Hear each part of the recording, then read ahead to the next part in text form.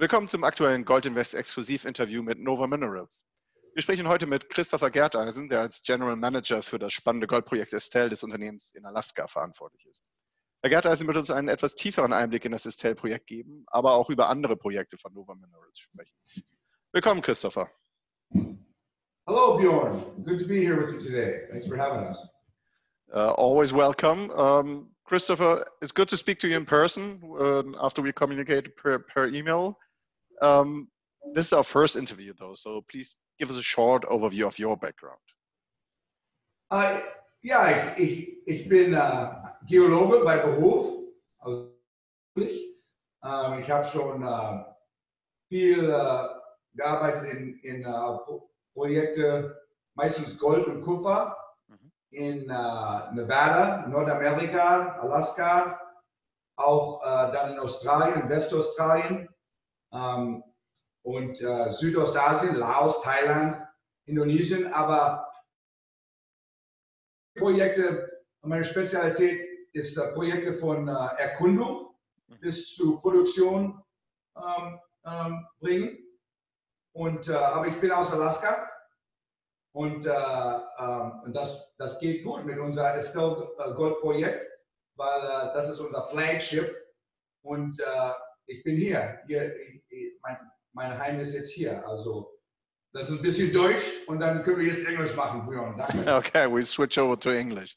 Okay. Well, as I told you earlier, a lot of our followers already know about Nova Minerals, but for those who don't, and as a reminder for the rest of us, could you please give us an overview of the company and its projects, a couple of sentences? Yes, right. So as I mentioned, the Estelle Gold project is in Alaska, and it's in the Tintina-Gold province, which has been one of the hottest belts for discovery and also recent production in recent years. Some of the other big projects that you've heard about in the news as of late has been the Victoria Gold Dublin Gulch project on the Yukon side, and that recently had a gold pour, their first gold pour, I believe, just last week. Also, Kinross Gold has the Fort Knox project near Fairbanks. The Pogo mine was recently taken over by Northern Star, an Australian company. They've been quite successful in ramping that mine up and turning it around. And also another project I should point out is the Donlin Creek project, which is Barrick Gold. That's a 45 million ounce deposit there, also on track to be developed. Now, so this is basically our neighborhood. 10 million plus ounce districts are not uncommon, and that's basically what we're looking at for the Estelle Gold project. Okay. Now, yeah. Yeah, go ahead. Yeah. If I just zoom in, so that's the regional picture, the Tintina-Gold-Belt. If I just zoom into to our Estelle Gold project, we have 120 square kilometers right now in our tenement holding out there. Not only do we have the Oxide-Korbel prospect, where we recently reported a resource of 2.5 million ounces, but in addition to that, and we'll go into more detail with that here in a little bit, but in addition to that, I should point out that across the tenement, we have over 15 other known prospects and mineral occurrences at various stages of advancement that we'll be following up, continuing to follow up here in the upcoming season.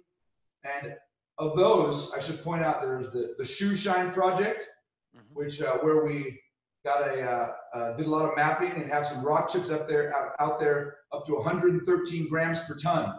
Also down to the south of the tenement package is the RPM prospect, and there's a historical drill hole there which we resampled and re-assayed just to confirm the results. And there was over 180 meters at 0.8 grams, including 120 meters at over a gram in that drill hole. So that's something else we want to follow up.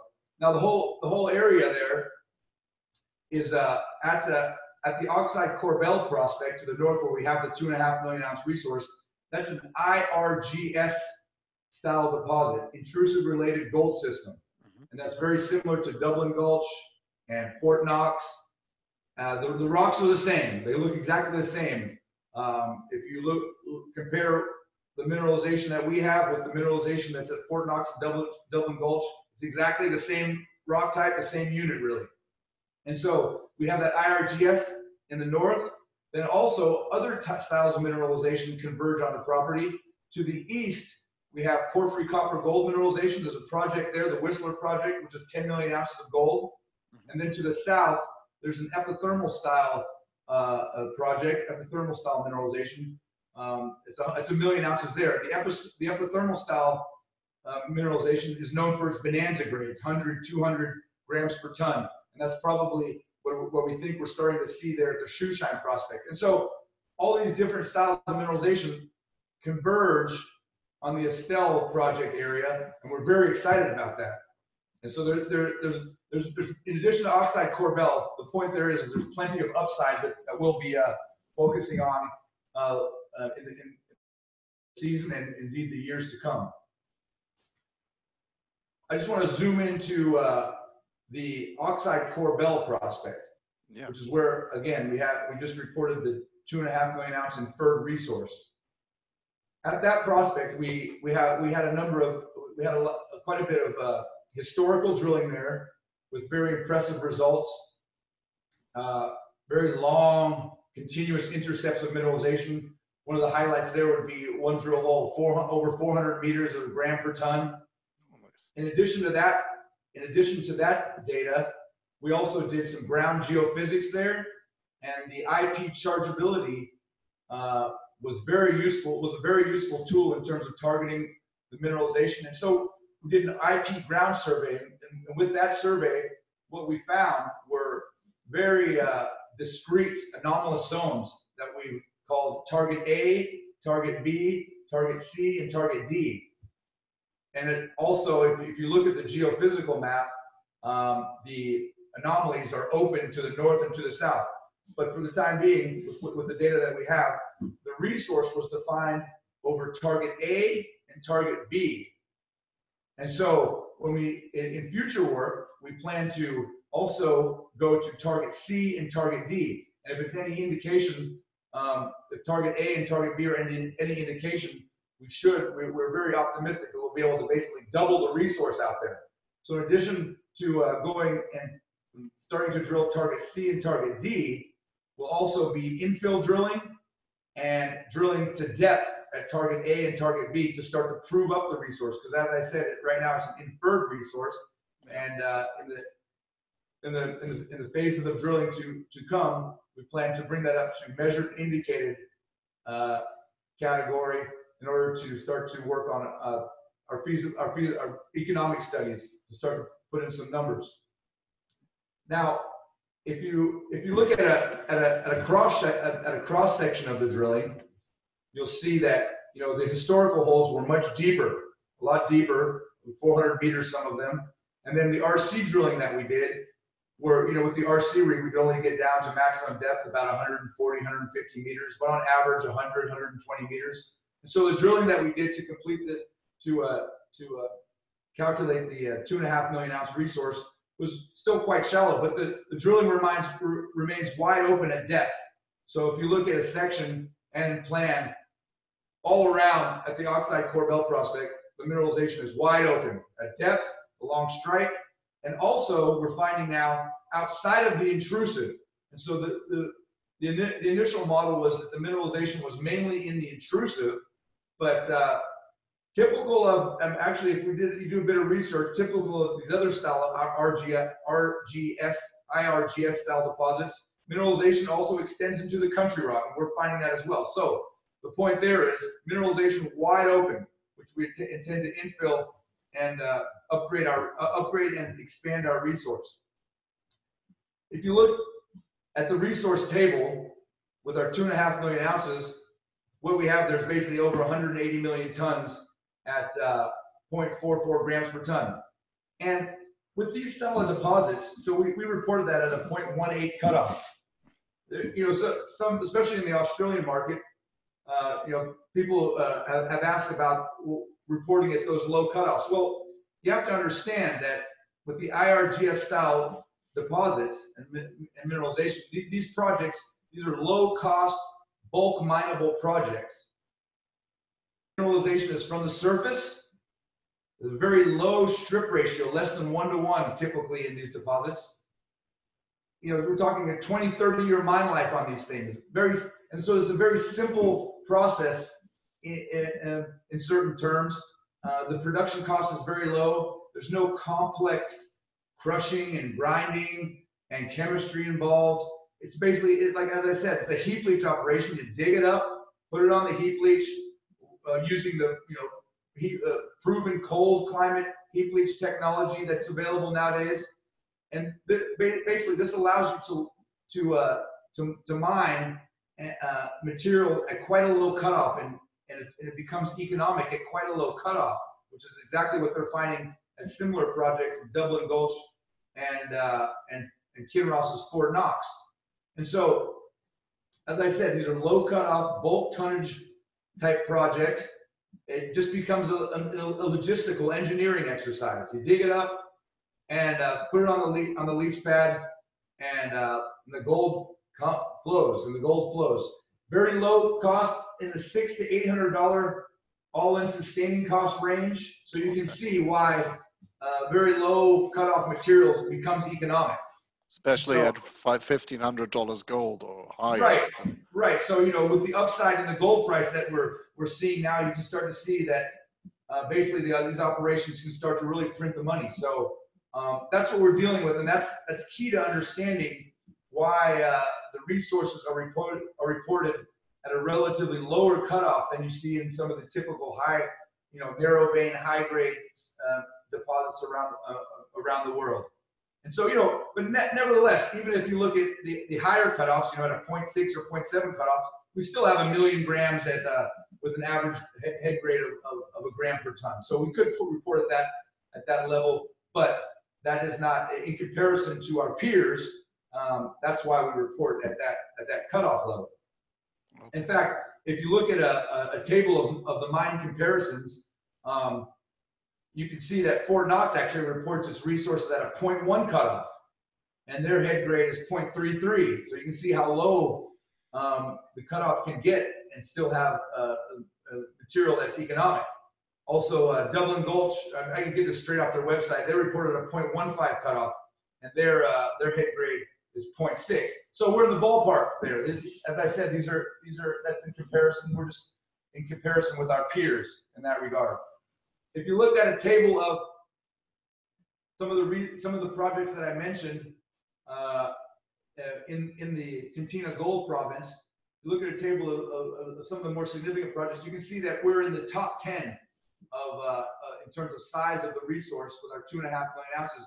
And with the type of and the plans that we have in the upcoming season, we plan to move up in that table, and our resource becomes much larger, because as I said, 10 million plus ounce districts are not uncommon. So, and in addition to the IRGS style mineralization that we're getting at Oxide-Korbel, we'll also be focusing on that epithermal and potentially the porphyry style mineralization in our tenement area to the south. So all that will add up, we believe, to a very significant gold district at Estelle. And so our plans are to, again, just in summary for the work plan, is to go back to Oxide-Korbel, where we have the current 2.5 million ounce resource, infill drill to depth to prove up and expand the resource there, and also go to target C and D to expand the resource and upgrade the resource out in those areas to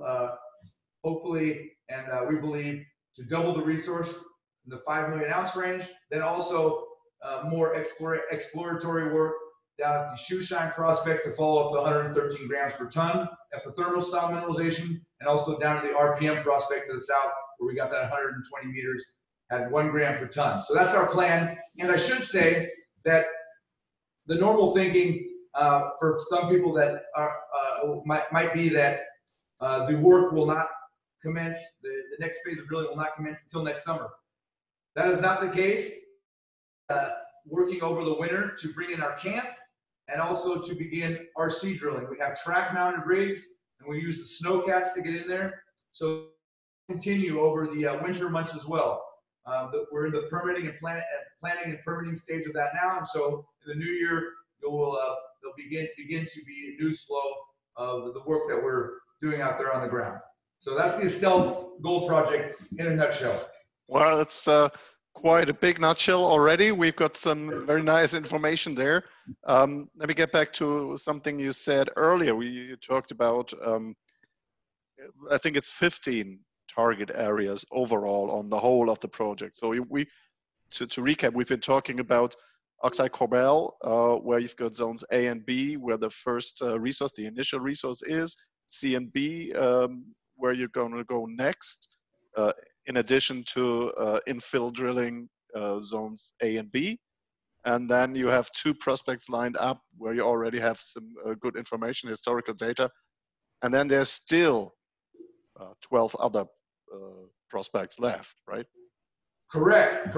And so the shoeshine and RPM prospects are the kind of more advanced exploration stages where we hope to do some drilling and actually define some resources that we can report as well. But in addition to that, and I didn't mention, we also have geological teams to begin the mapping, rock chip sampling, and the type of early groundwork that's required to start to define some targets for drilling coming up here. Maybe later in next year, we can start to drill some of those other prospects. But for now, yeah, we'll get out there, we'll do the geological mapping.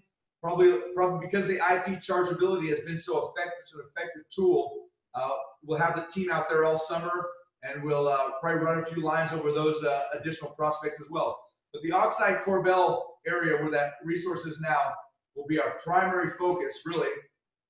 And A, B, C, and D, all those targets, they're all the same system there. So eventually, that mineralization could all come together into one giant super pit type scenario when it comes to development, right? So those are all it's all the same system there. So we're looking at some kind of a super pit scenario in the future. Okay, thank you. Now, we've been talking about Estelle. That's not the only gold project Nova is involved in. You've got the Officer Hill project where you're joint venturing with the Newmont Gold Corp. I think Newmont has 70% and is the operator. Can you tell us a bit about that? Right, yes. In the past, we always kind of called this Officer Hill JV a non-core asset, although now it's really starting to impress. I recently spent some time with the Newmont Gold Corp team going over their recent phase 2 drilling that they just completed. And I should mention results on that are pending.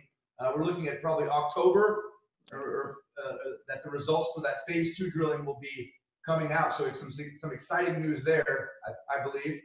But when I spent some time with the Newmont Gold Corp team, they basically have the same geological elements there as their Cali mine to the north. So the Cali mine is, I believe, a 20 million ounce gold mine at this stage. We're in the Tanco Mine region, a proven gold producing region in Australia. And initially, with the JV, Newmont said, okay, we're going to do phase 1 drilling, and if we're not impressed after that, we'll drop the project. Well, now they've gone to phase 2, results pending, and they've already planned phase 3 drilling. And so that's really coming up in the ranks in terms of their prospects and their priorities for their exploration and development, resource development programs in the area. So we're quite excited about that. As I said, very similar target to the 20 million ounce Cali mine, and very important for Nova Minerals because this gives us a project in Australia, in the proven Tanco Mine region, and also associated with the Newmont Gold Corp and the 20 million ounce Cali mine. So we're very excited about it, and there's some exciting results to look out for that are coming through in the news flow. So we'll be looking at a gold news flow, so to speak, from 2 projects there over the coming weeks and months. And then let's talk briefly about the 3rd project that's called the Thompson Brothers, which is a lithium project, which is, I think, operated by Snow Lake Resources, which is controlled by Nova Minerals at the moment, which was supposed to go to on the market, but the company decided, okay, we'll use the funds that will be tied up with bringing it with the listing for developing the project further, because there's a really possible short path to first revenue or revenue generation. Can you please tell us about that? Correct. You know, the projects that we just spoke about, the gold projects, Estelle, Officer Hill, those are our growth projects. Now, if we talk about the lithium project in Manitoba, Canada, that's our Thompson Brothers Lithium, as you said, run by Snow Lake Resources, a majority-owned company of Nova. And this is our cash flow project. It's cash flow ready. And the situation there, we've been quite active out there, but just to the south of the Thompson Brothers Lithium project is the Tanco Mine. And this is a significant operation. It was recently taken over by Sinomine, which is a Chinese conglomerate, and they're into the battery. They have battery factories. Basically, they make lithium carbonate, lithium hydroxide in China. And if you know anything about the Chinese, they're really pushing the electric vehicle, and for them, it's not about saving the world, really. It's about just being able to live. And so the people and the government there are really pushing electric vehicles because, you know, the smog problems that you get in these cities. And so regardless of the market fluctuations, the fundamentals are very strong for lithium because China is growing by leaps and bounds in terms of their electric vehicle market. And so Sinomine has basically dispatched their people around the world to find lithium concentrate, lithium resources. One of these arms is going into Canada with Sinomine Canada, and they recently purchased the Tanco Mine. Now, the Tanco Mine is a historic operation that's produced one of the most significant historically producers of tantalum. Also, they don't produce tantalum anymore. Also, cesium formate, the only producer of cesium formate, which is the only product that they currently produce. And also in the past, they produced lithium concentrate. Well, so Sinomine took over the project. They have a lithium flotation plant, a lithium concentrator there at the mine. And the intention of purchasing the project was to get the lithium concentrator back up and running. Problem is, they have no ore. And enter our project. But they're, you know, that was not a foolish move on their part. They're very well aware that Manitoba is quite rich and in pegmatites, and LCT, lithium cesium tantalum style pegmatites. But the only resource that's defined, so the only project that's to a stage where there is a resource over the area, and the resource that we've defined at our project is 8 million tons of 1.4% lithium. It's the only advanced project in the area. And we recently signed an MOU with the Tanco Mine and Sinomine to supply them with lithium ore. And so I was basically with them just last week, and they said to me in so many words, give us a price, send us your ore. Send it to us now, we'll stockpile it, even while we're working to start up our concentrator again. So they're very keen on the lithium ore to be able to concentrate it. This is ideal for us. Right up the road, right on the rail line, just up the road is our project. So we're right next to the rail line, which goes straight to the Tanco Mine. It's basically an off-take agreement. We just dig the ore up, put it on the rail line, send it down to them. Very simple project. Cash flow ready. And we're working on that to bring that into production within the next year. And so that's the story out there. We're really excited about it. I guess so. That's also, that would be very nice to have the cash flow from that to at least partially fund for further exploration at Estelle, and not always have to rely on the markets to get your funding from the next round of exploration. Let's keep our fingers crossed that all comes to fruition. Thank you for taking the time. It's been good to get some in-depth information, especially on Estelle. and we'll be sure to check in later to see how it all went. Thank you very much. Thank you, Bjorn. Hope to see you again soon.